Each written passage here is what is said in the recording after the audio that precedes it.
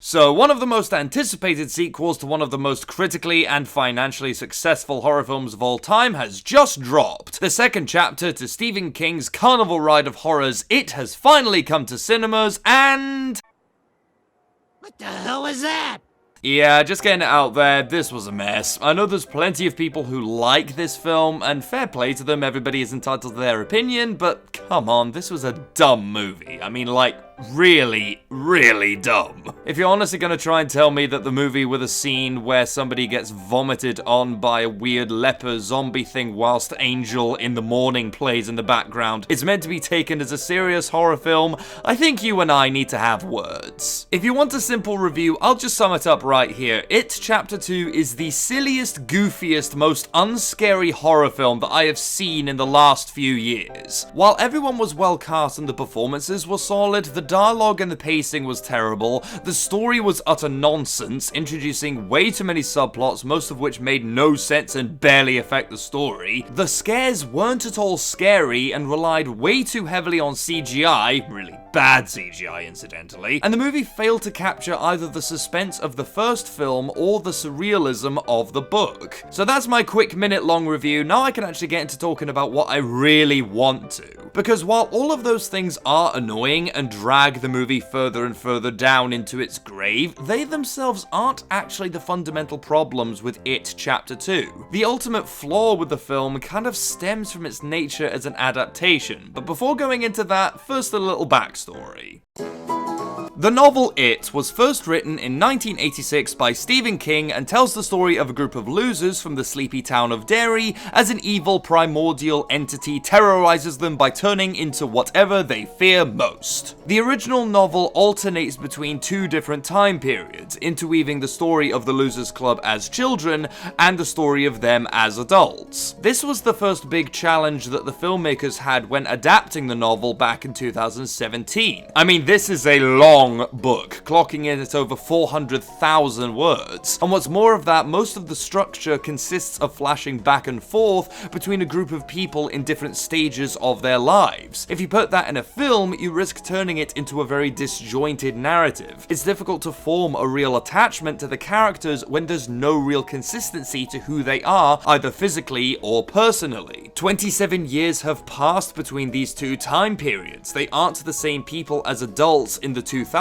as they were as kids in the 1980s. However, the way the filmmakers rather cleverly got around this was by splitting the novel into two movies rather than cramming it all into one. This would improve the pacing of the narrative and make it easier to forge an attachment to the characters. We can spend the first movie getting attached to them as kids and then spend the second movie growing attached to them as adults. Other changes that they made included when the story was set, specific character traits were altered or cut out entirely, a certain sexual encounter in a sewer, which will remain unmentioned, also got cut out, rather wisely. But the single greatest change that the filmmakers made is quite simply splitting the narrative into two halves. It made sense, it helped the story. When I got out of the first It, I was really excited to see how the filmmakers would handle the sequel. And now that it's come out, I realized that all of that excitement was ultimately for nothing. The most crucial mistake that they made when adapting the adult sections of the book into It Chapter 2 was strangely the same mistake that Stephen King made when he originally wrote it. Much of the film is peppered with flashbacks to the Losers Club as kids, showing events and incidents from the 80s that we never saw in part 1, such as a clubhouse that Ben made for the group, a few extra encounters with Pennywise or one of his many forms, that kind of stuff. While it's cool seeing the original kid cast from the first movie again,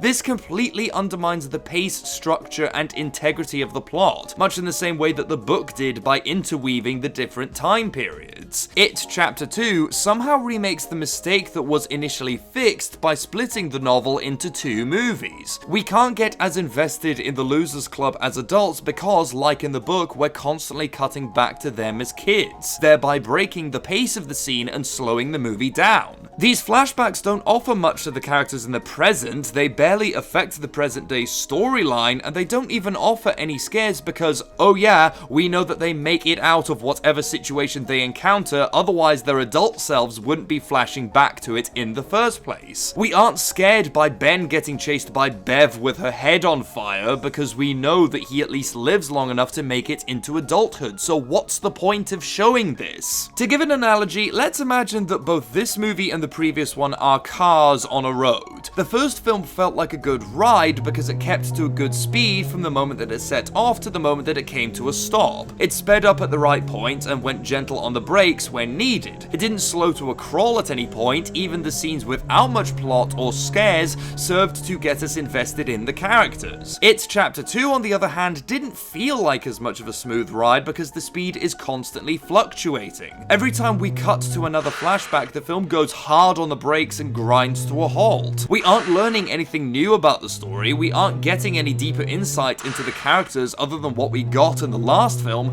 and as a result, the pace slows to a crawl every time it does this. The only exception to this would be Richie's flashbacks, as his actually do reveal an aspect of his character that we didn't know before, the fact that he's closeted gay and that he had an attraction to Stan when they were kids. This is showing us something that we didn't get in the last film, and I wish that we had seen more of it. But when it comes to the rest of the Losers Club, these flashbacks aren't telling us anything that we don't already know about them. Ben has a crush on Bev and is insecure about his weight. We already knew that. Bill is guilty over the death of his brother. We already knew that. Bev is haunted by the physically abusive men in her life. We already freaking knew that. Why are you showing it to us again? I have seen plenty of people who like the movie, and for different reasons. Some people say that they got enjoyment out of the goofier moments because they were legitimately funny, and to a certain extent, I see where they're coming from. Bill Hader is easily the best part of the whole movie, and most of the good stuff comes from his comedy. But whether you consider this to be a horror movie or a comedy, the bad pacing is still what prevents it from being any good. If you were to cut out all of the flashbacks and have the whole film just be about the characters as adults, the thing would be at least half an hour shorter, if not a full hour. That's nearly a full hour of dead weight weighing your movie down. An hour of the movie pressing hard on the brakes, and that's what ends up killing it. Not the goofiness, not the bad dialogue, but the fact that the film is poorly paced thanks to the constant flashbacks. Flashbacks that didn't need to be there. And that's what baffles me the most about It Chapter 2. Why the hell did they put in the flashbacks? This was a problem in the book that was solved in the first movie by just splitting it into two. So why the hell would the filmmakers go ahead and make the exact same mistake which they fixed in the first place? The only answer that I can think of is that they didn't foresee the swell of popularity that the cast from the first film gained. Audiences loved the Losers Club when they were kids. We loved seeing their fun, if scary, hijinks as they took on Pennywise, so there may have been a natural fear among the filmmakers that audiences wouldn't have got as sucked into the film and the characters as adults